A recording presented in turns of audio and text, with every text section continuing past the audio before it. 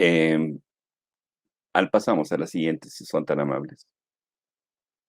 Bueno, ustedes saben que el término paradigmas es un término que de alguna manera muchos utilizan en su habla cotidiana, ¿verdad?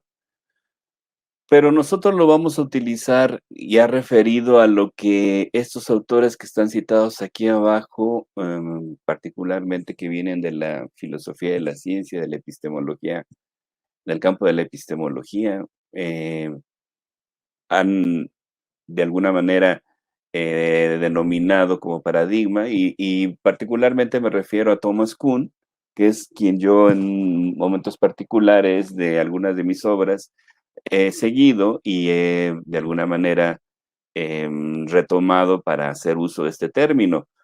Paradigma es una forma de hacer ciencia, para decirlo en términos sencillos. Es una especie de principio unificador que una comunidad de investigadores utiliza para crear una manera de hacer ciencia. Los paradigmas, pues son, dijéramos, los núcleos centrales de todas las disciplinas científicas, en la física, en la química, en la historia, por supuesto en la psicología y en la psicología de la educación, hay distintos paradigmas. ¿Sí? Hay distintas maneras de hacer conocimiento psicoeducativo, podemos decirlo ya particularmente para el caso de la disciplina que nos interesa. Y cada uno de estos paradigmas tiene su propio, dijéramos, espacio de problemas. Podemos decir, pues adelantándonos un poquito, que quizás el paradigma cognitivo, por ejemplo, el espacio de problemas que principalmente trabaja este paradigma, valga la redundancia, es el estudio de las representaciones mentales y no le interesa tanto el estudio de los factores socioculturales, por ejemplo, ¿sí? Cada paradigma tiene su propio espacio de problemas, perdón, y su propia forma de investigar o de intervenir, o sea, de generar investigaciones y luego de proyectarse hacia la realidad, pues generando propuestas de intervención.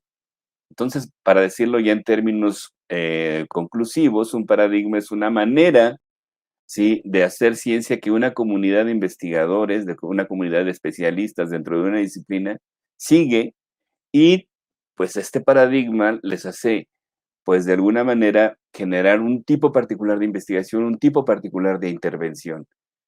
Podría decirse que, que el paradigma es una forma de mirar la realidad, de mirar la realidad. Si estamos hablando de paradigmas psicoeducativos, los distintos paradigmas ven de una manera distinta la realidad psicoeducativa. Unos enfatizando más una cosa, otros enfatizando más otra, unos quizás atendiendo más a determinados procesos o prácticas educativas, etcétera. Y bueno, por supuesto, como la psicología de la educación es una disciplina principalmente en la naturaleza aplicada, pues los paradigmas psicoeducativos pues generan formas de intervenir, ¿sí?, en las realidades educativas, en los procesos y en las prácticas educativas. La que sigue, por favor.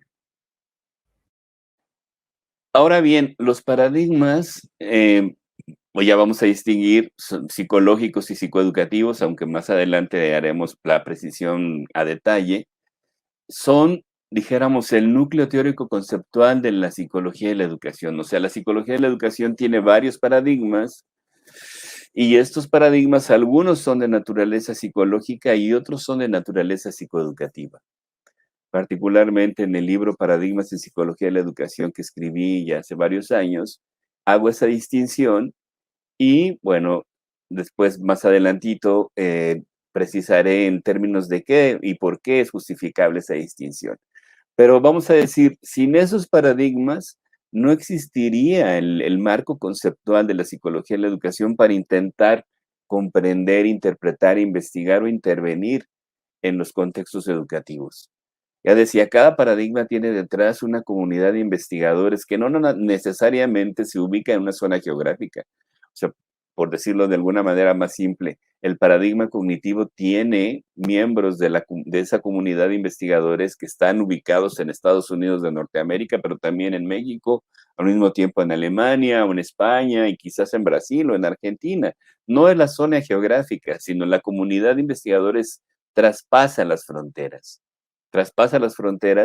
Todos estos que mencioné de distintos países trabajan por desarrollar ese paradigma, se ubican y de alguna manera se hacen adeptos a ese paradigma. Pueden decir, yo soy del paradigma cognitivo, yo soy del paradigma psicogenético, yo soy del paradigma vigotskiano, o yo soy del paradigma de la psicología positiva, de la educación emocional, que yo soy del paradigma de la cognición del profesor, etcétera, y trabajan en pro de ese paradigma. Juntos, todos esos paradigmas psicológicos y psicoeducativos son el núcleo teórico conceptual de la psicología de la educación. Y sin ellos, no podríamos o no tendríamos elementos los psicólogos educativos, ¿sí? Asumiendo alguno de ellos o varios de ellos a la vez, para comprender, interpretar, generar investigación o intervenir, como yo decía, en los procesos y en las prácticas educativas. Ay, espero que esta letra que está tan chiquita aquí se alcance a ver, la alcancen a ver ustedes, pero bueno, dijéramos que la psicología de la educación tiene esos 4 núcleos concéntricos que están presentados en la pantalla y cuya letra está demasiado pequeña, desafortunadamente. Pero bueno, dijéramos, la que está más al centro de estos círculos concéntricos, la que está más interna, es la dimensión teórico-conceptual donde se ubican los paradigmas, donde están presentes los paradigmas, ya sean psicológicos, ya sean psicoeducativos.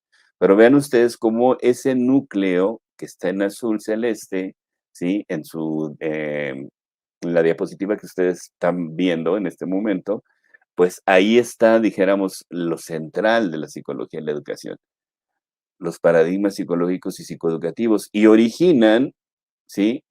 Los círculos superiores, por ejemplo, las prescripciones metodológicas, cada paradigma tiene su manera de generar investigación, no todos lo hacen de la misma forma, cada paradigma también tiene su propio vocabulario, cada paradigma genera determinadas técnicas, determinado tipo de prácticas que el psicólogo de la educación utiliza.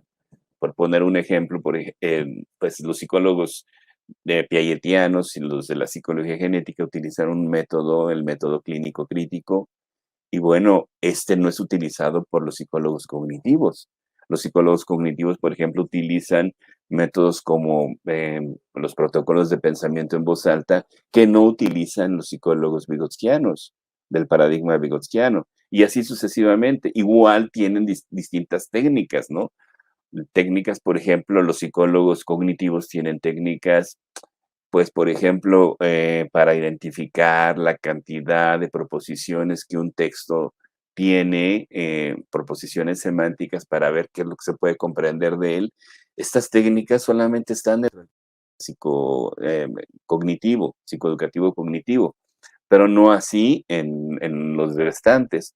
O al determinados paradigmas, por ejemplo, los de la educación positiva tienen ciertos tipos de cuestionarios, cierto tipo de técnicas que no utilizan en la educación basada en competencias o en otros paradigmas. Y obviamente, sin embargo, todos los paradigmas siempre, como pertenecen a una disciplina que es la nuestra, de naturaleza aplicada, siempre se proyectan hacia el contexto educativo, hacia la situación, dijéramos, sociocultural, y bueno, requieren de una dimensión del conocimiento contextual. Por decirlo así, para resumir en relación con esta diapositiva, esos 4 núcleos concéntricos son las dimensiones fundamentales que la psicología de la educación tiene, ¿sí? Dentro del más interno de los círculos concéntricos, el azul celeste, están los paradigmas psicológicos y los paradigmas psicoeducativos, y luego están todas las formas, por decirlo de alguna manera, que generan en lo metodológico, en lo técnico práctico y en el análisis del contexto que se requiere, pues, para desarrollar la disciplina como la conocemos.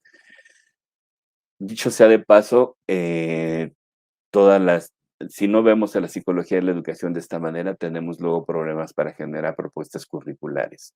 Por decirlo así, en toda propuesta curricular debería haber, pues, un conocimiento de los paradigmas, lo que está en el círculo azul celeste, un conocimiento de metodologías de investigación educativa, lo que está en el círculo, dijéramos, color morado, una serie de técnicas y pues conocimientos de tipo práctico, lo que está en el círculo verde, y luego una serie de conocimientos sobre el sistema educativo, sobre las políticas educativas, sobre las prácticas educativas ya concretas, lo que está en el círculo rojo.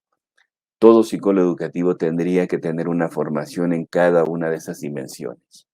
Pero hay que reconocer que la central, la fundamental, es la azul celeste, la de los paradigmas psicológicos o psicoeducativos que conforman a la psicología de la educación.